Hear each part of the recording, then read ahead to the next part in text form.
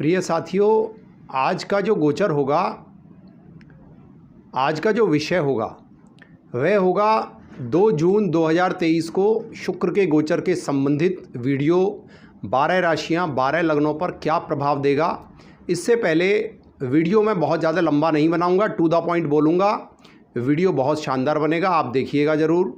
बहुत ही शुक्र के बारे में गहरी बातें आज मैं आपको बताऊंगा। मित्रों, कोई भी गोचर देखने से पहले सबसे पहले आप देखिए कि आपकी जो जन्म पत्रिका है उसमें शुक्र की महादशा, अंतर्दशा अथवा प्रत्यंतर दशा चलना बहुत ही ज़रूरी है।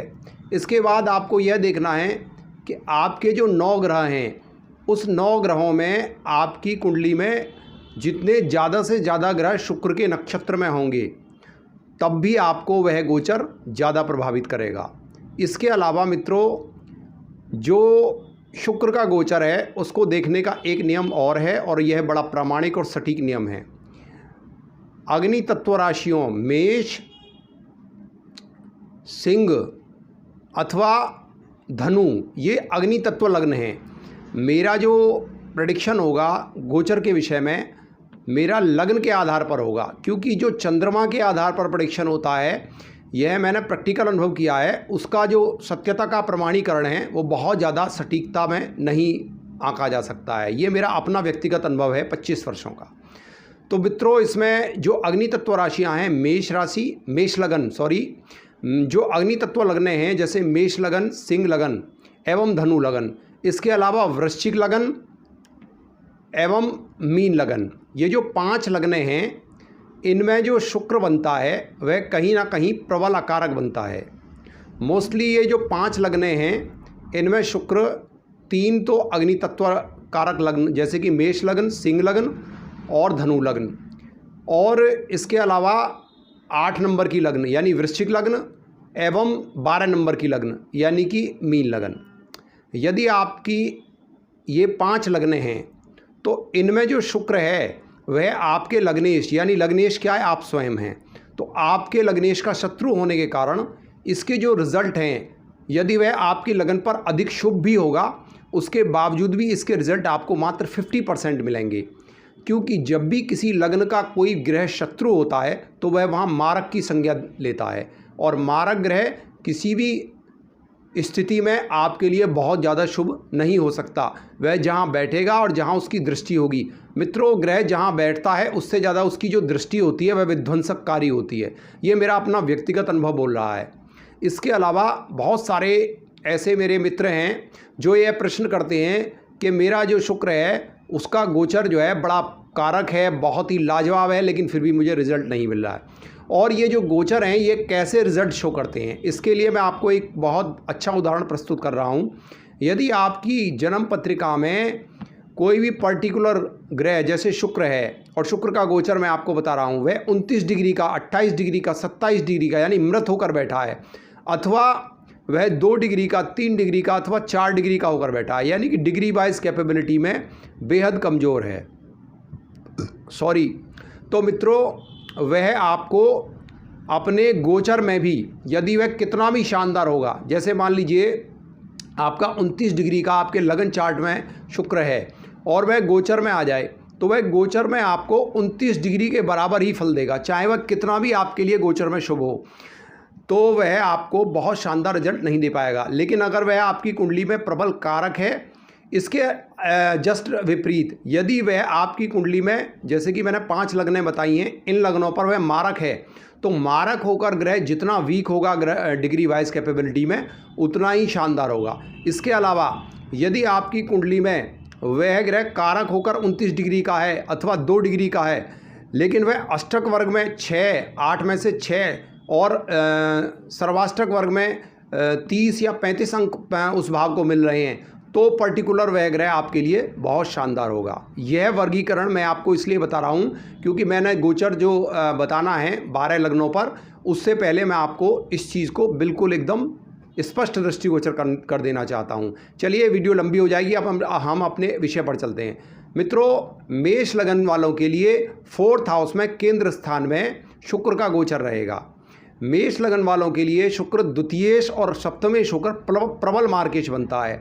12 लग्नों में केवल मेष लगन वाले ही ऐसे हैं जिनके लिए शुक्र प्रबल मारक है। तो शुक्र चौथे स्थान पर बैठेगा तो भूमि, भवन, माता एवं आपके वाहन आदि से संबंधित आपको बहुत ज़्यादा सुख प्रदान करेगा। लेकिन जैसा कि मैंने आपको बताया है, मारक होने की वजह से इसके रिजल्टों में 40% की कमी आ जाएगी और यह आपको 60% शुभता देगा। इसकी जो दशम दृष्टि होगी वह होगी कहीं ना कहीं आपके दशम भाव पर। तो दशम भाव कैरियर का है, दशम भाव आपके स्टेटस का है, तो कुछ कमी के साथ आपके स्टेटस और कैरियर में यह वृद्धि करेगा। कुल मिलाकर मेष लगन वालों के लिए, क्योंकि चौथे स्थान में यह दिग्बली भी होता है, तो बहुत अच्छा रिजल्ट नहीं दे पाएगा, लेकिन 60% रिजल्ट देगा। इसके बाद आ जाइए वृष लगन वालों के लिए। वृष लगन वालों के लिए यह गोचर तृतीय स्थान में होगा और तृतीय स्थान में जो गोचर होता है वह थोड़ा लेबर कराता है, लेकिन क्योंकि यह आपका लग्नेश होगा अतः अति शुभ होगा। इसके बावजूद भी यह तीसरे स्थान में कुछ मेहनत के बाद आपको परिणाम देगा।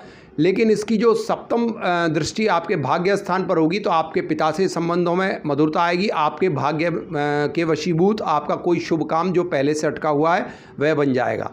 इसके बाद मिथुन राशि पर चलते हैं। मिथुन राशि वालों के लिए शुक्र इनके धन स्थान पर गोचर करेगा। मित्रों, मिथुन राशि वालों के लिए त्रिकोणेश यानी पंचमेश है। मैंने आपको बताया है कि यदि आपकी लगन पर शुभ है और लग्नेश बुध का है, मित्र भी है, तो आपके कुटुंब में, आपकी वाणी में, आपके परिवार में कहीं ना कहीं से शुभता आएगी। आपके लिए बेहद शुभ रहने वाला है। और इसकी जो सप्तम एस्पेक्ट होगी वह होगी आपके आयु स्थान पर। तो कहीं ना कहीं यदि आप बीमार चल रहे हैं तो वहाँ से भी आपको अच्छा रिजल्ट मिलेगा। इसके बाद इसकी जो सप्तम दृष्टि होगी वह आपके ससुराल पक्ष पर होगी, तो ससुराल से भी आपको लाभ मिलेगा।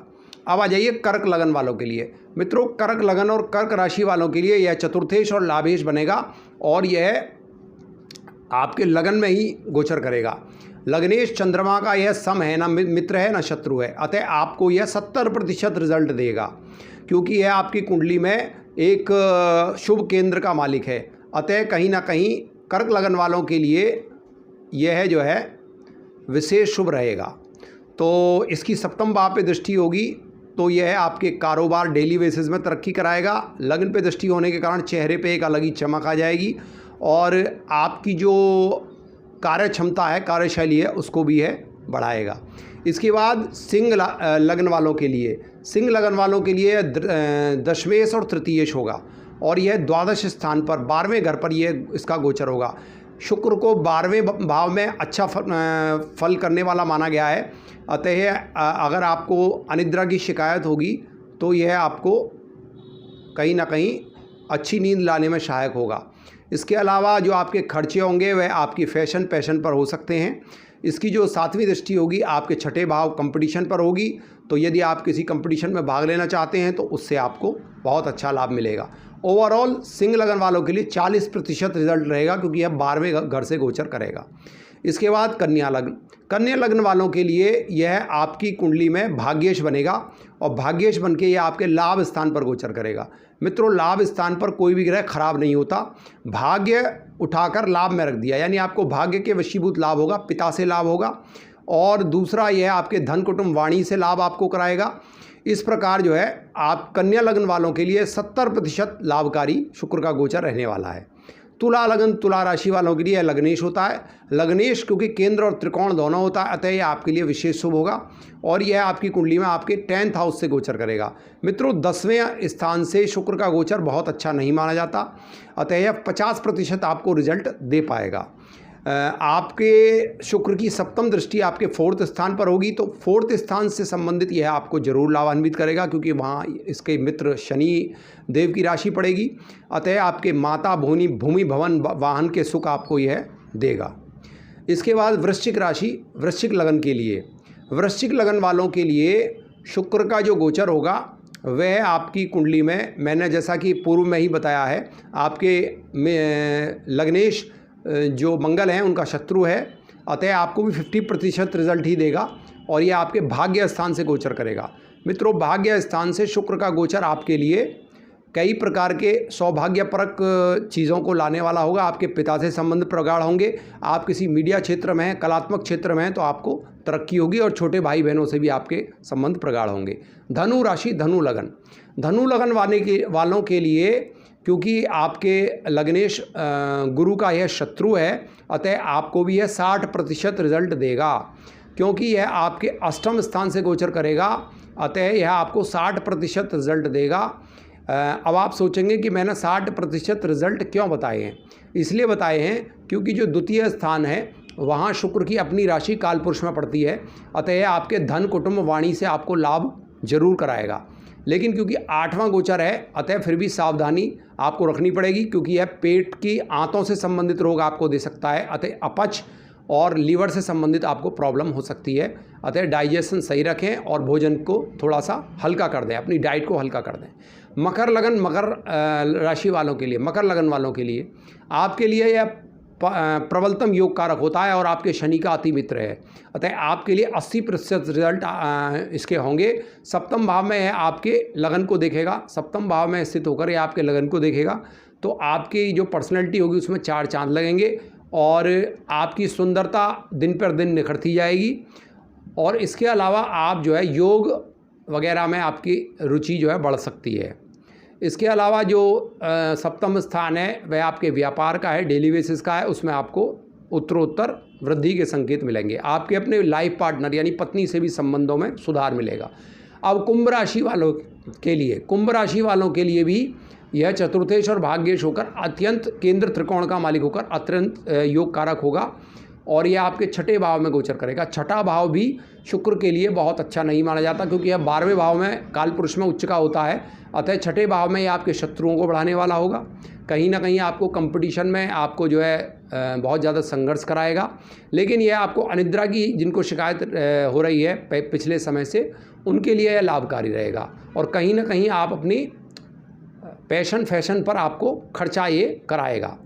तो ओवरऑल आपके लिए यह 45% रिजल्ट दे सकता है।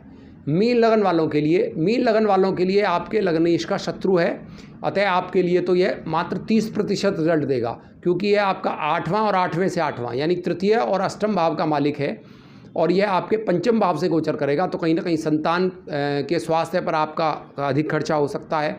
इसके अलावा आप जो पूजा पाठ कर रहे हैं उसमें विघ्न पैदा कर सकता है।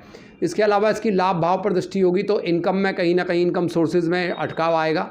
और इसके लिए आपको करना क्या है, ओम शुम शुक्राय नमः स्फटिक की माला पर आप जो है 1 माला डेली आप निकालें जब तक शुक्र का गोचर है। तो मित्रों, मैंने 12 लग्न पर शुक्र का गोचर कैसा रहेगा यह आपके समक्ष प्रस्तुत किया। मैंने बहुत लंबी वीडियो नहीं बनाई है, शॉर्ट वीडियो बनाई है। आपको अच्छी लगी हो तो मेरे वीडियो को अभी लाइक कीजिएगा। आगे भी शुक्र के गोचर या अन्य रोचक विषयों पर संबंधित वीडियो प्रस्तुत करता रहूँगा। महालक्ष्मी जी आपकी सदा रक्षा करें। आप स्वस्थ रहें, मस्त रहें। नमस्कार मित्रों।